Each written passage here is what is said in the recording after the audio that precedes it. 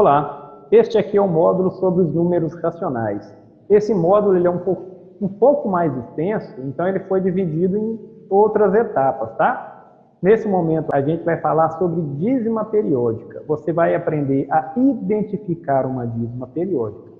Você vai aprender também a transformar um número racional da forma fracionária para a forma decimal.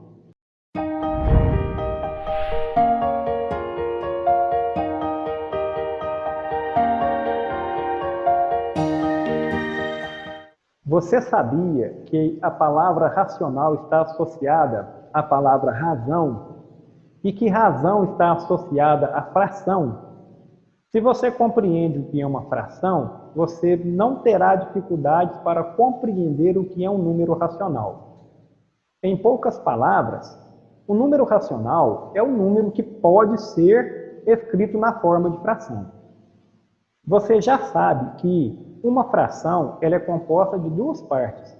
O numerador, que é o número que vem em cima, numerador. E o número que vem embaixo é o denominador. Tá? Tudo isso separado por um traço, conforme você está vendo nessa ilustração.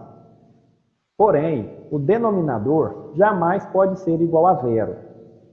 Suponha que queiramos representar uma fração utilizando dois números inteiros, o número A e o número B. O número A vai ser para mim o numerador.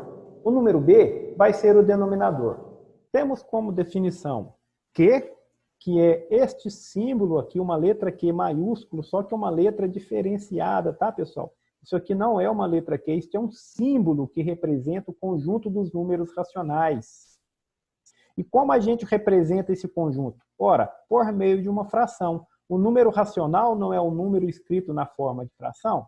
Então, suponha que essa fração seja um número inteiro A, um número inteiro B. Aqui vem uma condição, ó, sendo A e B pertencentes ao conjunto dos inteiros, tá, pessoal? Então, A tem que ser inteiro e B tem que ser inteiro. Além disso, esse número B aqui precisa ser diferente de zero, tá ok? Ele não pode assumir o valor zero no denominador.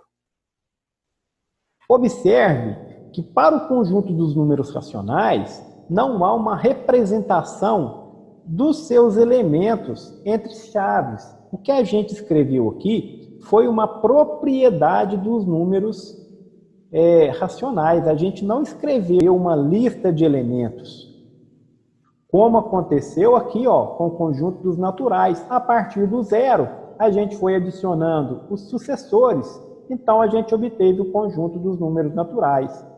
Com os inteiros, foi quase isso. A gente partiu de uma reticências e depois colocou menos 3, menos 2, menos 1 e seus sucessores e obtivemos a representação do conjunto dos números inteiros. Agora, para representar os números racionais, o que a gente colocou aqui foi uma condição, tá, pessoal? Uma propriedade, uma condição de existência, tá ok? A explicação para isso é porque um número racional, qualquer número racional, ele não possui sucessor e nem antecessor. Uma fração representa também uma divisão.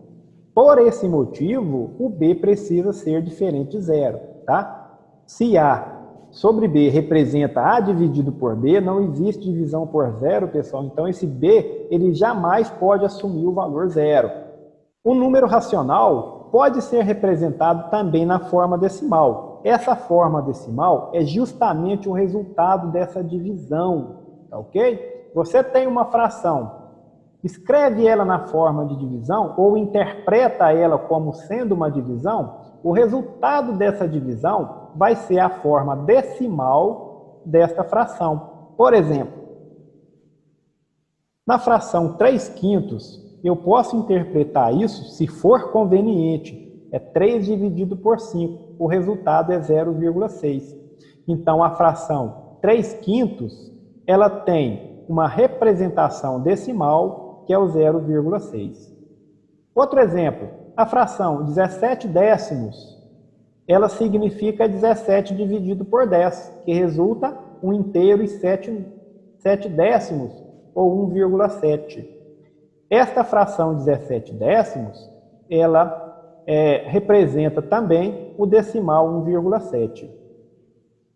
Outro exemplo, a fração 5 quartos é 5 dividido por 4, que é 1 inteiro e 25 centésimos. Então, essa fração aqui, ela equivale a esse número decimal, 1,25 centésimos, ok? Tem mais exemplos? Tem. 2 terços é 2 dividido por 3, você já sabe, o resultado vai ser o número decimal com infinitas casas decimais. Isso aqui você já conhece como dízima periódica. Isso aqui é uma dízima porque as casas são infinitas. É periódico porque existe um padrão de repetição aqui dentro das casas decimais. Essa dízima periódica pode ser escrita dessa forma aqui, ó, para você não ter que ficar repetindo, tá? Então você coloca a parte não repetida, claro, e a parte repetitiva você coloca uma barrinha aqui, ó. Essa barra indica para você que este algarismo se repete infinitamente. Vamos ver outro exemplo aqui. 17 nonos é igual a 1,8888 ou simplesmente 1,8 barra. Outro exemplo, 7 sextos é 7 dividido por 6, que vai dar 1,66666, ou simplesmente 1,6 barra. Beleza? Todo número inteiro é também racional. Como assim? Veja bem, por exemplo, o número 2, eu posso escrever ele na forma de fração 2 sobre 1, tá? Porque isso aqui não é uma divisão. 2 dividido por 1 é 2. Eu poderia escrever também como fração 4 sobre 2, 4 meios. Por quê? 4 dividido por 2 é 2. Do mesmo modo, 6 terços é 2 também? É. 6 dividido por 3 é 2. 8 quartos é 2 também? É. 8 dividido por 4 é 2.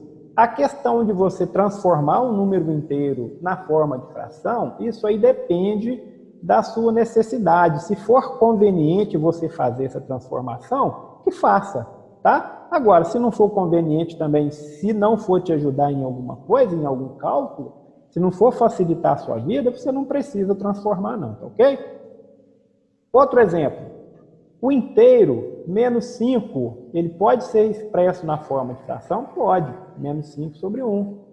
Menos 10 sobre 2, menos 15 sobre 3, menos 20 sobre 4, tá? Todas essas aqui são frações que, se você efetuar a divisão, você vai obter o resultado menos 5. Como todo número inteiro é também racional, temos, olha só, o conjunto dos números naturais não está contido no conjunto dos inteiros? Ora, se todo inteiro também é racional, o conjunto dos números inteiros está contido no conjunto dos números racionais.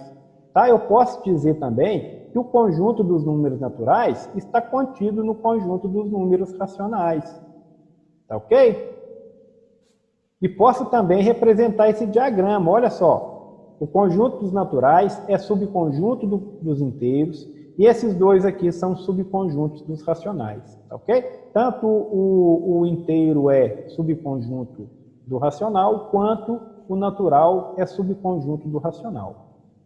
Bom, agora é hora de você pegar o seu slide, dar uma boa lida nele e depois, no finalzinho, tentar responder os exercícios. Caso seja necessário, veja o vídeo novamente, faça a leitura dos slides mais uma vez, tá? Para você desenvolver bem essa ideia. E aí você tenta fazer o exercício, tá ok?